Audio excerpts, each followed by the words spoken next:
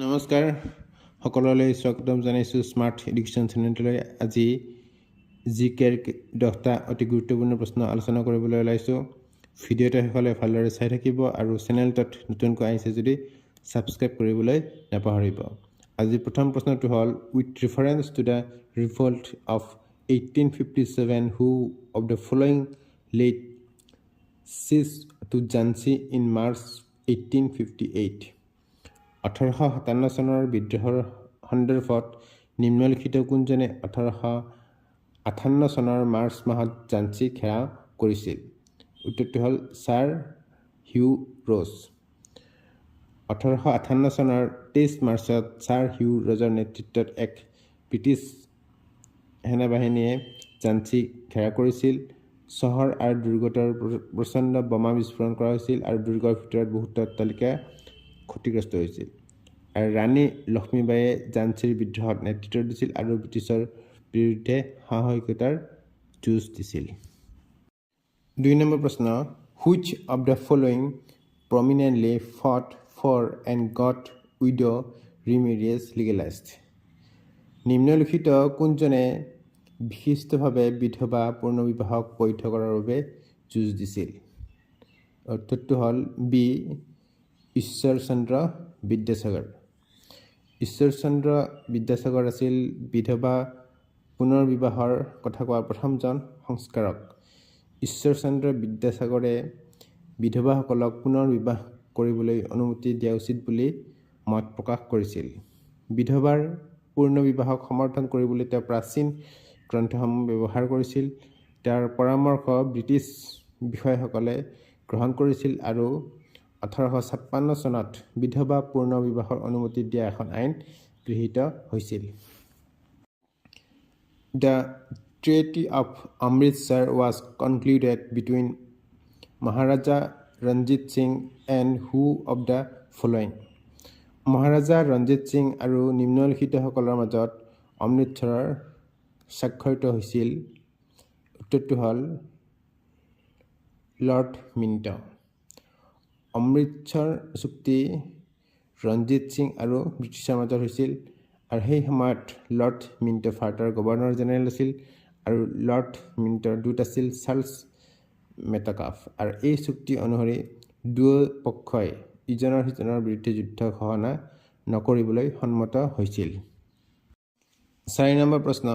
The first writer to use Urdu as the medium of poetic expression was কাব্যিক অভিব্যক্তিৰ মাধ্যম হিচাপে উৰ্দুক ব্যৱহাৰ কৰা প্ৰথমজন লেখক আছিল উত্তৰটো হ'ল আমিৰ খুছৰু দিল্লী চুলতানী সাম্ৰাজ্যৰ শাসকসকলৰ সৈতে জড়িত এজন পাৰ্চী সংগীতজ্ঞ কবি আৰু পণ্ডিত আছিল তেওঁ আৰবী আৰু পাৰ্চী ভাষাত কবিতা ৰচনা কৰাৰ উপৰিও উৰ্দুক কাব্যিক অভিব্যক্তিৰ মাধ্যম হিচাপে ব্যৱহাৰ কৰা প্ৰথমজন লেখক আছিল 5 নম্বৰ প্ৰশ্ন the leader of the Young Bengal movement was Young Bengal মুভমেণ্টৰ নেতা আছিল উত্তৰটো হ'ল ডি হেনৰী ভিভিয়ান ডিৰোজিঅ কলিকতাত তেওঁ জন্মগ্ৰহণ কৰিছিল তেওঁ এজন কবি শিক্ষক সাংবাদিক আৰু সংস্কাৰক আছিল তেওঁ 1826 চনৰ পৰা 1831 চনলৈকে কলিকতাৰ হিন্দু কলেজত সহকাৰী প্ৰধান শিক্ষক আছিল Who is known as the Grand Old Man of India? ভাৰতৰ গ্ৰেণ্ড অল্ড মেন হিচাপে কাক জনা যায় উত্তৰটো হ'ল দাদাভাই নৰোজীক ভাৰতৰ গ্ৰেণ্ড অল্ড মেন বুলি জনা যায় নৰোজী এজন সমাজ সংস্কাৰক শিক্ষাবিদ আৰু ৰাজনৈতিক নেতা আছিল যি 60 বছৰ ধৰি ভাৰতীয় স্বাধীনতা আন্দোলনত সক্ৰিয় আছিল তেওঁ ব্ৰিটিছ সংসদলৈ নিৰ্বাচিত হোৱা প্ৰথমগৰাকী ভাৰতীয় আৰু ৰয়েল কমিশ্যনত বহা প্ৰথমগৰাকী আছিল তেওঁ 3বাৰ ভাৰতীয় জাতীয় কংগ্ৰেছৰ সভাপতিও আছিল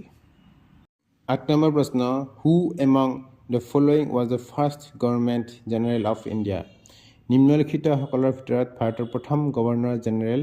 কোন আছিল উত্তৰটো হ'ল লৰ্ড উইলিয়াম বেণ্টিক 1833 চনত উইলিয়াম বেণ্টিং ভাৰতৰ প্ৰথম গভৰ্ণৰ জেনেৰেল আছিল আৰু ৱাৰেন হেষ্টিংছ আছিল বংগৰ প্ৰথম গভৰ্ণৰ জেনেৰেল 8 নম্বৰ প্ৰশ্ন, who gave the motto go back to the Vedas? Go back to the Vedas এই মূল মন্ত্ৰটো কোনে দিছিল? উত্তৰটো হ'ল স্বামী দয়ানন্দ সৰস্বতী। স্বামী দয়ানন্দ সৰস্বতীয়ে go back to the Vedas শ্লোগানটো দিছিল। তেওঁ 1875 চনত আৰ্য সমাজ প্ৰতিষ্ঠা কৰিছিল আৰু তেওঁ এগৰাকী সমাজ সংস্কাৰক আছিল। তেওঁৰ এটা শ্লোগান আছিল গো বেক টু দ্য ফেডাৰ্ছ। তেওঁ সকলো লোক আৰু ধৰ্মৰ সমান অধিকাৰ দিছিল আৰু সন্মান প্ৰদান কৰিছিল। 10 নম্বৰ প্ৰশ্ন, the practice of sati was declared illegal by? Sati আচৰণক অবৈধ বুলি ঘোষণা কৰা হৈছিল। উত্তৰটো হ'ল লৰ্ড উইলিয়াম বেণ্টিং। 1829 চনৰ 4 ডিচেম্বৰত ব্ৰিটিছ ভাৰতৰ গভৰ্ণৰ জেনেৰেল লৰ্ড উইলিয়াম বেণ্টিঙে সতী আচৰণক অবৈধ বুলি ঘোষণা কৰিছিল। বংগ সতী নিয়মাৱলী, যাক নিয়মাৱলী XVVI বুলিও জনা যায়, ই ব্ৰিটিছ ভাৰতৰ সকলো প্ৰান্তত সতী আচৰণক অবৈধ আৰু অপৰাধ আদালতৰ দ্বাৰা শাস্তিযোগ্য কৰি তুলিছিল।